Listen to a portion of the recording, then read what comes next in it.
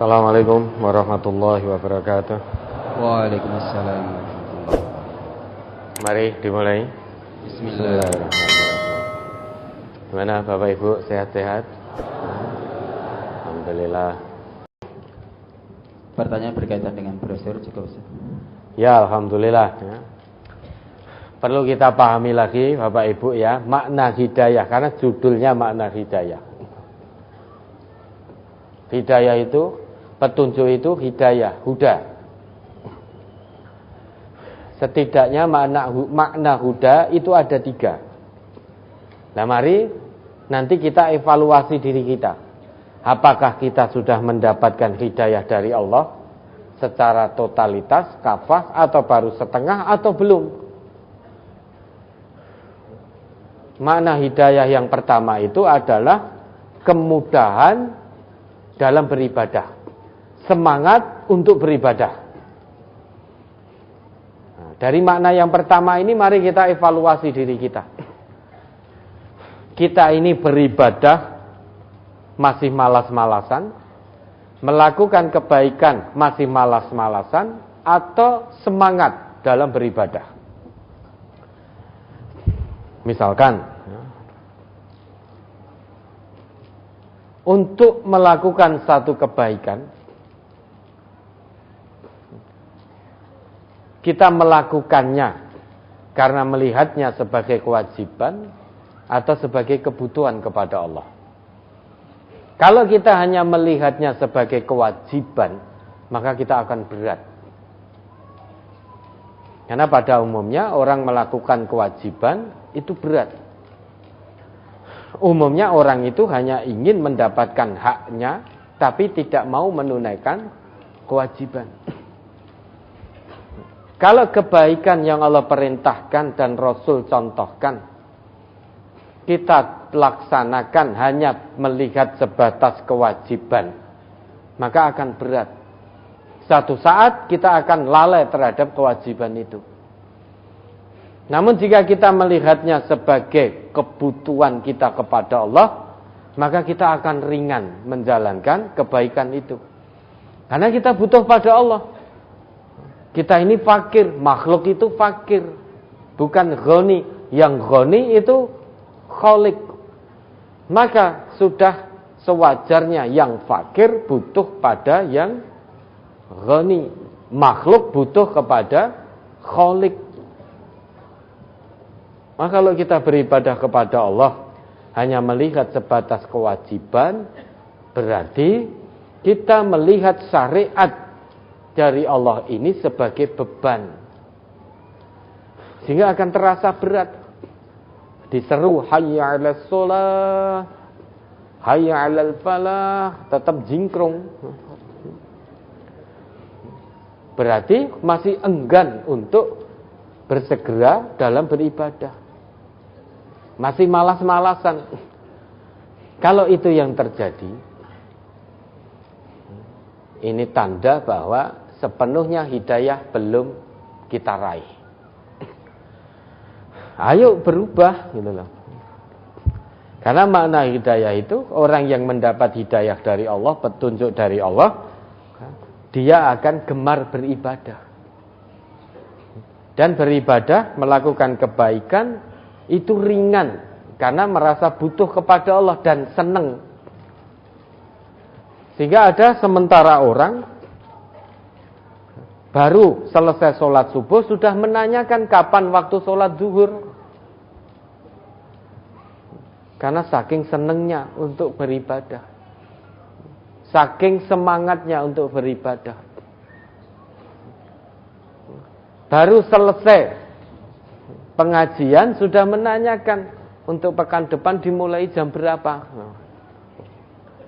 Seneng ngaji, gemar beribadah, gemar melakukan kebaikan. Baru infak hari ini sudah disusuli dengan infak-infak yang lain.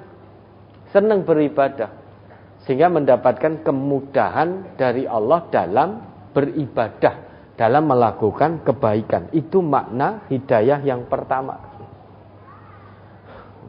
Namun ada di antara kita namanya sudah hidayah atau hidayat. Namun ya bakhil, ya sombong, ya kikir, diseru untuk sholat, ya tetap malas, masih menunda-nunda sholat, berarti belum mendapatkan kemudahan untuk menjalankan ibadah.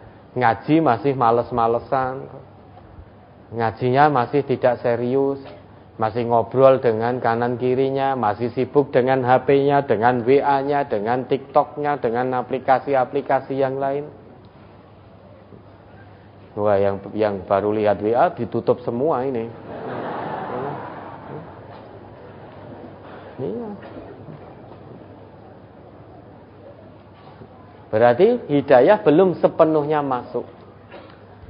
Masih ada penghalang untuk kita gemar beribadah, untuk kita mudah beribadah.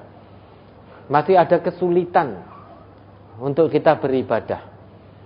Ngaji, masih ada kesulitannya HP.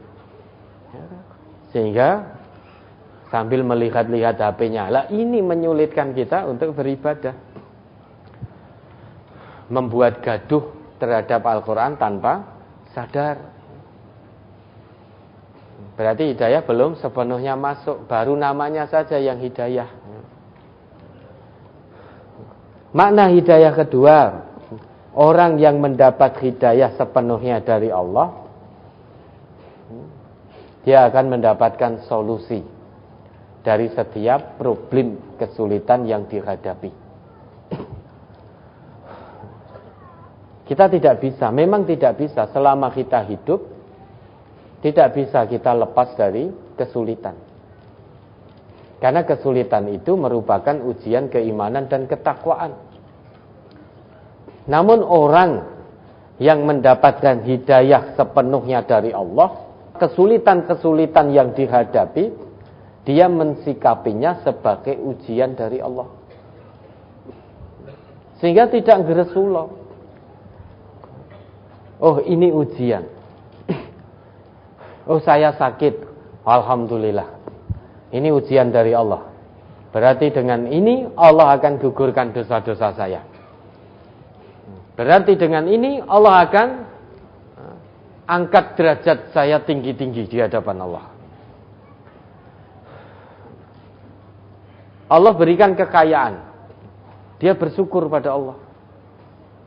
Cara bersyukurnya, dia akan kelola kekayaan itu sebagaimana mestinya untuk dipertanggungjawabkan kelak di hadapan Allah. Menjadi kaya itu mudah.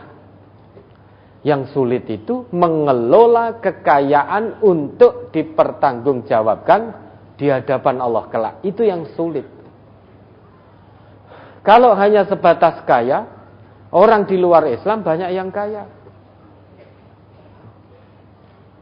Kesimpulannya, manusia di luar Islam banyak yang kaya. Sehingga menjadi kaya itu mudah. Yang sulit mengelola, menyikapi kekayaan itu untuk kelak dipertanggungjawabkan di hadapan Allah. Itu yang sulit. Padahal Nabi kita bersabda, la tazulu qadama 'abdin yaumal qiyamati hatta yus'ala an umrihi fima afna wa an ilmihi fima fa'al wa an malihi fima min aina in iktasabahu wa fima anfaqah. Salah satunya adalah tentang harta. Tapak kaki seorang hamba tidak akan pernah beranjak dari hadapan Allah sebelum ditanya tentang umurnya untuk apa dia habiskan, tentang ilmunya untuk apa dia pergunakan, tentang hartanya, dari mana dia memperolehnya dan di mana dia belanjakan. Sehingga sikap terhadap harta yang Allah titipkan, cara mengelola harta untuk kelak dipertanggungjawabkan di hadapan Allah, ini sulit. Kalau hanya sekedar kaya, itu mudah. yang sulit mengelola harta kekayaan untuk dipertanggungjawabkan di hadapan Allah. Banyak orang Islam yang terjerumus karena kekayaan, tergelincir dari jalan Allah karena kekayaan. Maka makna hidayah yang kedua,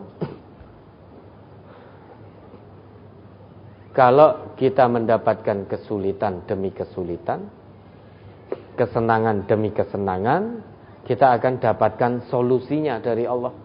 Kita mensikapi semuanya sebagai ujian dari Allah. Kenikmatan kita sikapi sebagai ujian dari Allah. Hal-hal yang tidak menyenangkan, sakit, PHK, hilang mobil, hilang sepeda motor, hilang uang, kita sikapi sebagai ujian kesabaran dari Allah. Kalau kita sudah seperti itu tanda hidayah sudah masuk. Kalau masih setengah-setengah, ya baru setengah. Jangan-jangan masih terhenti di kerongkongan, belum bisa lewat kerongkongan sehingga menembus hati, belum bisa. Maka masing-masing berevaluasi, mengevaluasi dirinya sendiri. Ini makna hidayah yang kedua. Makna hidayah yang ketiga, Allah bentangkan jalan menuju kesuksesan dan kebahagiaan. Orang sukses dan bahagia di mata Allah, itu namanya orang muflih. Maka Allah katakan, qad aflahal mu'minun. Sungguh sukses dan bahagia orang yang beriman kepada Allah. Kalau sukses dan bahagia dunia akhirat itu muflih. Untuk mendapatkan itu, maka harus dirikan sholat tegak lurus. Makanya muadzin itu setiap saat menyeru kita, hayya 'alas shalah, mari kita dirikan sholat. Tujuan dari pendirian sholat itu apa? Hayya 'alal falah. Bukan hayya 'alal fauz, tapi hayya 'alal falah. Agar dengan sholat itu Allah menghendaki kita sukses dan bahagia di dunia dan di akhirat. Kalau sukses saja, kan ada orang yang sukses tidak bahagia. Itu dalam bahasa Arab namanya fauz. Maka kelak ada orang-orang di akhirat di hadapan Allah itu sukses meraih ridho Allah, sukses mendapatkan surganya Allah, tapi ketika di dunia tidak bahagia. Tapi sukses di hadapan Allah, masuk dalam surganya Allah. Meski di dunia dilecehkan oleh orang lain karena miskin, karena fakir. Meski di dunia tidak bisa makan sebagaimana orang-orang kaya makan. Meski di dunia Allah tidak anugerahi keturunan sehingga kebahagiaannya sedikit terganggu. Namun dengan itu semua dia tetap taat tunduk patuh kepada Allah. Tidak punya pangkat tetap taat pada Allah. Tidak punya jabatan tetap taat pada Allah. Miskin, fakir tetap taat pada Allah. Dihina orang kaya tetap taat pada Allah. Tidak punya titel yang mentereng, tidak sekolah, tetap taat pada Allah. Maka faman zuhziha 'anil nar wa udkhilal jannah faqad faz. Itu orang yang fauz.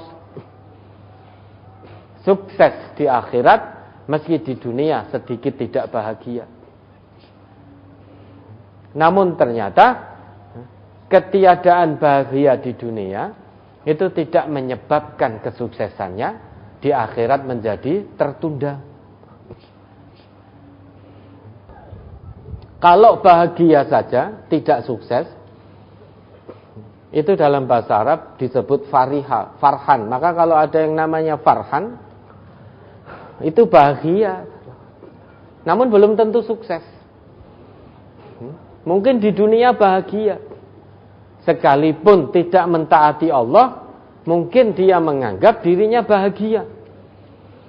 Punya harta, karirnya melesat, melejit, lancar, tanpa hadangan, bahagia. Hatta idza farihu bima utu, farihu, fariha, bahagia, tapi tidak sukses. Hanya bahagia sementara. Punya pangkat sementara bahagia.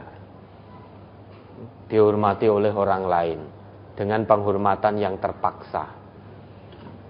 Nanti kalau sudah turun, tidak ada yang hormat lagi. Ya. Karena manusia akan menghormati yang baru. Penghormatannya bukan karena akhlak, tetapi karena pangkat dan kedudukan. Takut dipecat. Bawahan nek ora hormat pada pimpinannya, engko dipecat. Sehingga hormatnya terpaksa, bukan landasan iman, bukan landasan tautan hati, bukan karena akhlak. Panjenengan bekerja takut menyelisihi keputusan pimpinannya, karena nanti bisa dipecat. Sehingga taatnya bukan karena akhlak, tapi terpaksa. Nah, nanti kalau sudah ganti pimpinan, misalkan jenengan ganti tempat pekerjaan, ketemu pimpinan yang lama, ya wis santai wae. Karena apa? Karena pimpinan lama sudah tidak punya potensi dan kewenangan untuk mecat. Karena bosnya baru. Jenengan akan terpaksa hormat pada bos yang baru. Minggu rasa ngaji, manut jenengan. Minggu rasa ngaji, nek ngaji tak pecat.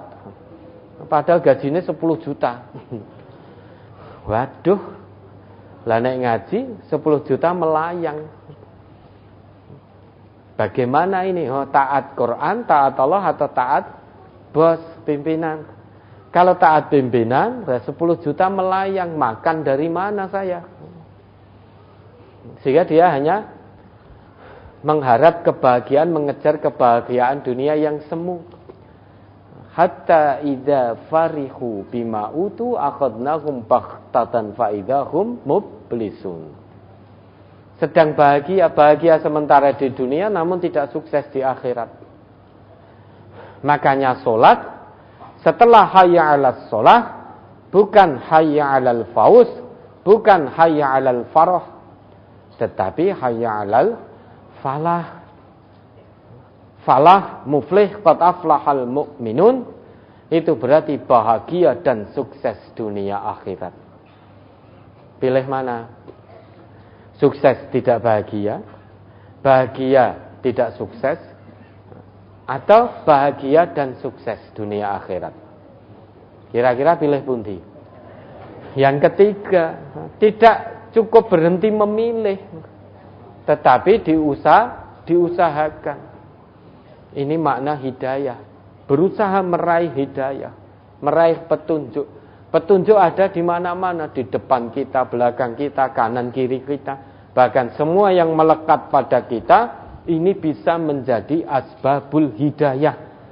Sebab kita mendapatkan hidayah secara kafah, tinggal mau atau tidak. Tinggal mau berusaha meraih hidayah atau tidak. Nah, kita introspeksi. Kalau untuk ibadah masih malas sekali, masih sulit untuk berbuat baik, berarti hidayah belum kita terima dengan totalitas. Kalau lisan ini untuk berkata baik masih sulit sekali,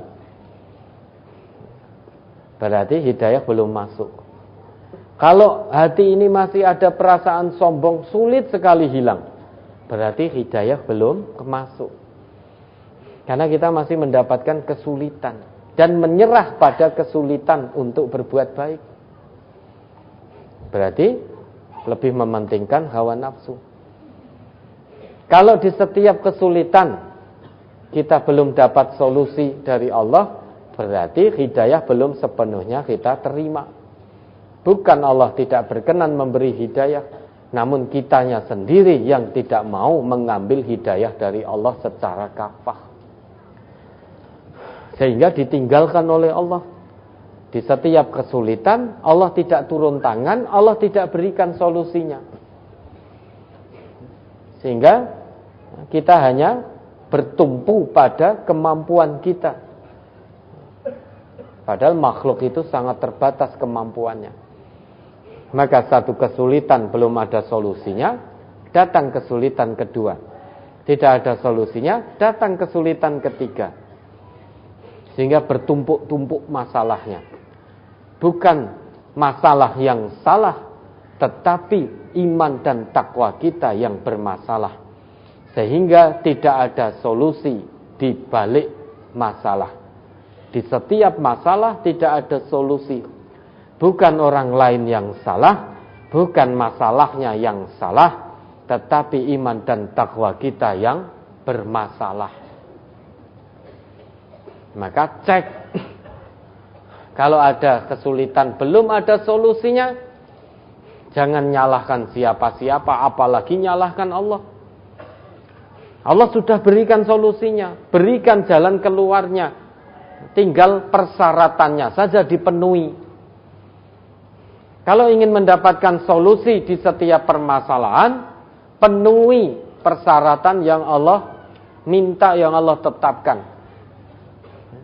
Pasti solusi didapat. Tidak banyak persyaratannya, hanya 2, iman dan takwa. Iman dan takwa, maka selesai semua kesulitan. Selama kita hidup memang akan diuji dengan kesulitan. Justru kita bersyukur dengan datangnya kesulitan demi kesulitan. Itu menandakan iman kita dinilai oleh Allah. Kalau hidup tanpa kesulitan, berarti ya sudah tidak hidup kita. Orang yang tidak dapat kesulitan di dunia ini, orang yang sudah meninggal, tidak dapat kesulitan dunia lagi. Tetapi bisa jadi dapat kesulitan di alam barzakh. Lebih sulit lagi, lebih dahsyat lagi kesulitannya bagi para pendurhaka. Maka Bapak Ibu kalau tidak ingin mendapatkan kesulitan di dunia, kesimpulannya apa? Tinggalkan dunia saja. Sehingga selesai dari kesulitan dunia. Kesimpulannya kan begitu. Kalau hidup ini tidak mau, tidak kersa mendapat kesulitan, maka jangan hidup. Kalau jangan hidup berarti mati. Sudah selesai kesulitan dunia.